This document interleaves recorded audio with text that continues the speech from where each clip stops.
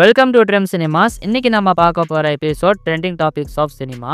Actor கமல்ஹாசனுடைய thug life திரைப்படத்தை கன்னடால பார்த்தீங்கன்னா இப்போ பேன் பண்ணிட்டாங்க. என்ன இஷ்யூ அப்படிங்கிறதுலாம் உங்களுக்கே தெரியும். ஸோ இருந்தாலும் இந்த கான்ட்ரவர்சி பற்றி இப்போதான் நம்ம வீடியோ போடுறதுனால அதை பற்றி டீட்டெயிலாக பார்த்துடலாம். மே 24 சனிக்கிழமை இந்த தக்லீஃப் படத்தினுடைய ஆடியோ லான்ச் நடந்திருந்துச்சு. அண்ட் அதுக்கு பார்த்தீங்கன்னா ஆக்டர் சிவராஜ்குமார் வந்திருந்தாரு. சிவராஜ்குமார் பார்த்தீங்கன்னா கமல்ஹாசன் டைஹார்ட் ஃபேன். ஸோ அதை அவர் நிறைய மேடையில் பதிவு செஞ்சிருக்காரு. அதே மாதிரி இந்த படத்துக்கான ஆடியோ லான்ச்லையுமே அதை ஷேர் பண்ணியிருந்தாரு. அண்ட் அடுத்ததான் பேச கமல்ஹாசன் அவர்கள் பார்த்தீங்கன்னா சிவராஜ்குமாரோட ஃபேமிலி கர்நாடகாவை கூட என்னோட ஃபேமிலி அப்படிங்கிற மாதிரி சொல்லியிருந்திருப்பாரு. அடுத்து என்ன சொன்னாரு அப்படின்னு பார்த்தீங்கன்னா, அதனாலதான் நான் ஒவ்வொரு ஸ்பீச் ஆரம்பிக்கும் போது உயிரே உறவே தமிழே அப்படின்னு சொல்லி ஆரம்பிப்பேன். தமிழ்ல இருந்து வந்ததான் உங்க மொழியும், இதில் நீங்களும் உட்படுவீர்கள் அப்படிங்கிற மாதிரி சொல்லியிருந்திருப்பாரு. ஸோ இதுதான் பார்த்தீங்கன்னா இப்போ பெரிய கான்ட்ரவர்சியா போயிட்டு இருக்கு. ஸோ கர்நாடகாவில் கூட அரசியல்வாதிகள் அவங்க என்ன சொல்றாங்க அப்படின்னு பார்த்தீங்கன்னா, கமல்ஹாசன் தமிழ் மொழியை பெருமைப்படுத்தி பேசுறாரு, எங்க கன்னட மொழியை சிறுமைப்படுத்தி பேசுறாரு அப்படிங்கிற மாதிரி சொல்லியிருக்காங்க. ஆக்சுவலா கமல்ஹாசன் பார்த்தீங்கன்னா எந்த மொழியை பெருமைப்படுத்தியும் பேசல, எந்த மொழியை சிறுமைப்படுத்தியும் பேசல. எது உண்மையோ அதை மட்டும்தான் அவர் சொன்னாரு. இதுல கான்ட்ரவர்சிக்கோ ஃபைட்டுக்கோ எதுக்குமே பார்த்தீங்கன்னா சம்மந்தமே இல்லை. இருந்தாலும் படம் ரிலீஸ் அப்ப ஏதாச்சும் ஒரு கான்ட்ரவர்சி கிளப்பணும் அப்படிங்கிறதுக்காகவே அங்க இருக்கிற அரசியல்வாதிகள் எல்லாம் பிளான் பண்ணியிருக்காங்க. ஆக்சுவலா கமல்ஹாசன் அவர்கள் சொன்னது உண்மைதான். தமிழ்ல இருந்து வந்ததா பார்த்தீங்கன்னா கர்நாடகா, மலையாளம், தெலுங்கு எல்லா மொழியுமே தமிழ்ல இருந்து உருவானதான். கிறிஸ்துவர் பிறப்புக்கு அப்புறமா சமஸ்கிருதம் வந்துச்சு. தமிழும் சமஸ்கிருதமும் சேர்ந்துதான் கர்நாடகா மொழி உருவாச்சு. அதுக்கப்புறமா மலையாளம், அதுக்கப்புறம் தெலுங்கு. இந்த மாதிரி தமிழும் சமஸ்கிருதமும் கலந்துதான் பாத்தீங்கன்னா கன்னட மொழி உருவாச்சு.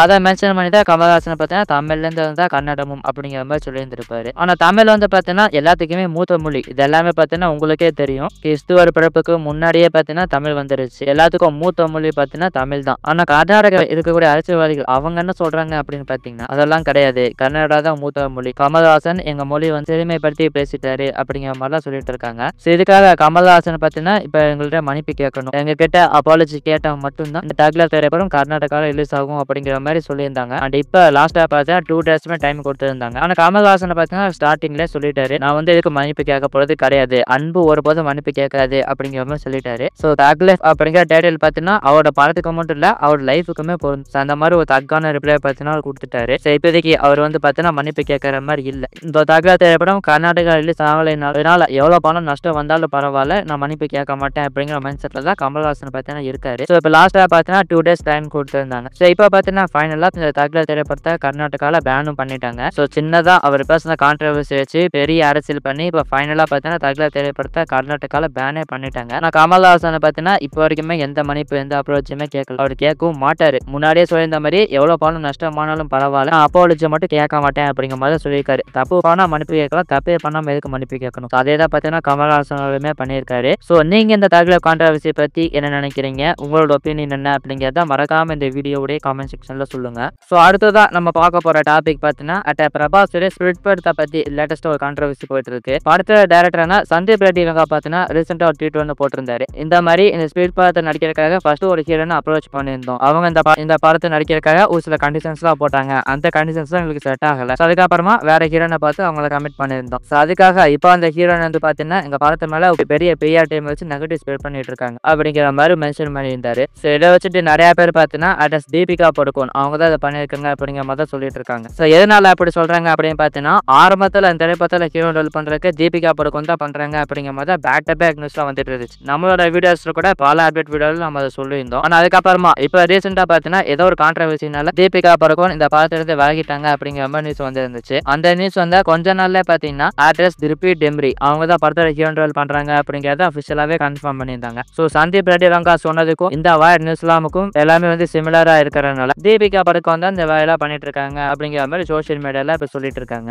இதே மாதிரி தான் இப்ப ரீசெண்டா பார்த்தீங்கன்னா அட்ரஸ் சிம்ரனோட கான்ட்ரவர்சியுமே வந்துச்சு. அது எல்லாமே உங்களுக்கே தெரியும். இந்த மாதிரி ஒரு ஹீரோனோட ஆக்டிங் எனக்கு ரொம்ப பிடிச்சிருந்துச்சு. ஸோ அவங்க ரொம்ப சூப்பர் நடிச்சிருக்கீங்க அப்படிங்கிற மாதிரி நான் சொல்லியிருந்தேன். அதுக்கு அந்த ஹீரோன் பாத்தீங்கன்னா உங்கள மாதிரி டப்பா ரோல் பிளே பண்றதுக்கு இது எவ்வளவோ பரவாயில்ல அப்படிங்கிற மாதிரி சொல்லியிருந்தாங்க. ஸோ இந்த கான்ட்ரவர்சி வந்தப்ப நிறைய பேர் பாத்தீங்கன்னா அட்ரஸ் ஜோதிக்கு அவங்க தான் இப்படி பேசியிருக்காங்க அப்படிங்கிற மாதிரிலாம் சொல்லிட்டு இருந்தாங்க. அது எல்லாமே உங்களுக்கே தெரியும். ஆனா அந்த நியூஸ் பார்த்தா நம்ம கன்ஃபார்ம்ல எடுத்துக்க முடியாது. ஏன்னா நம்புற மாதிரி அந்த நியூஸ் பார்த்தீங்கன்னா இருக்காது. ஆனா இந்த ஸ்பிரிட் படத்தோட கான்ட்ரவர்சி பார்த்தீங்கன்னா ஓரளவுக்கு நம்புற மாதிரி தான் இருக்கு. ஏன்னா ஆரம்பத்துல இருந்தே பார்த்தீங்கன்னா back to back Deepika Padukone படத்துல ஹீரோ பண்ண போறாங்க அப்படிங்கிற மாதிரி பேக் டு பேக் நியூஸ் வந்துட்டே இருந்துச்சு. ஸோ அதுக்கப்புறமா இந்த படத்துல இருந்து அவங்க விலகி ஆர்டிஸ்ட் டெபியூட்டி மாதிரி தான் படத்துல ஹீரோ பண்ண போறாங்க அப்படிங்கிற மாதிரி கன்ஃபார்ம் பண்ணியிருந்தாங்க. ஸோ இதெல்லாம் வச்சுதான் இப்ப பாத்தீங்கன்னா ஆர்டிஸ்ட் தீபிகா படுகோன் தான் பிஆர் டீம் வச்சு ஸ்பிரிட் படத்துக்கு நெகட்டிவ் ஸ்ப்ரெட் பண்ணிட்டு இருக்காங்க அப்படிங்கிற மாதிரி சொல்லிட்டு இருக்காங்க. ஆனா இதுவுமே எந்த அளவுக்கு உண்மை அப்படிங்கிறது தெரியல. தெரியல. ஸோ நீங்க இந்த ஸ்பில் பாத்தோட கான்ட்ரோவர்சிய பத்தி என்ன நினைக்கிறீங்க? உங்களோட ஒப்பீனியன் என்ன அப்படிங்கிறத மறக்காம இந்த வீடியோவுடைய கமெண்ட் செக்ஷன்ல சொல்லுங்க. ஸோ அடுத்ததா இந்த ட்ரெண்டிங் டாபிக்ல பார்க்க போற டாபிக் என்ன அப்படின்னு பார்த்தீங்கன்னா கண்ணப்பா படத்தை பத்தி தான். ஏற்கனவே இந்த கண்ணப்பா படத்தை பத்தி பெரிய கான்ட்ரோவர்சி ஒன்று கிரியேட் ஆயிருந்துச்சு. அதுக்காக ஒரு வீடியோமே நம்ம சேனல்ல போட்டிருந்தோம். ஸோ இப்போ என்ன ப்ரோ கான்ட்ரோவர்சி அப்படின்னு கேட்டீங்கன்னா இந்த படத்தை பத்தி கான்ட்ரோவர்சி இல்ல சின்ன டாபிக் ஒன்று மாட்டிருக்கு. அதாவது கண்ணப்பா படத்துல இருந்து ஒரு ஹார்ட் டிஸ்க் பார்த்து நான் முக்கியமான சீனோட ஹார்ட் டிஸ்க் வந்து மிஸ் ஆயிடுச்சு அப்படிங்கிற மாதிரி சொல்லியிருக்காங்க. ஸோ இப்போ போலீஸ்ல கம்ப்ளைண்ட் கொடுத்துருக்கோம். ஸோ இப்போ போலீஸ் அதுக்கான ஆக்ஷன் எடுத்திருக்காங்க அப்படிங்கிற மாதிரி சொல்லியிருக்காங்க.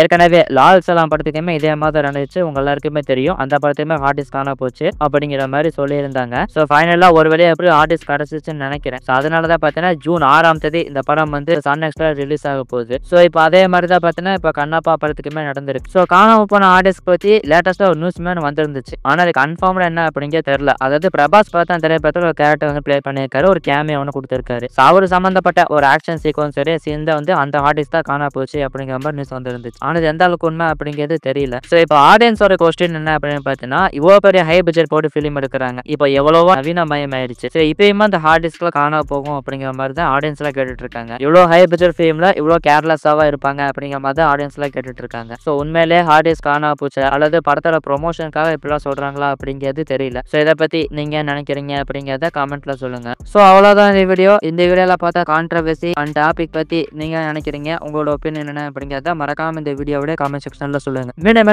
என்ன மற்றும் சூப்பரான ஒரு வீடியோ உங்களை சந்திக்கிறேன். நன்றி, வணக்கம்.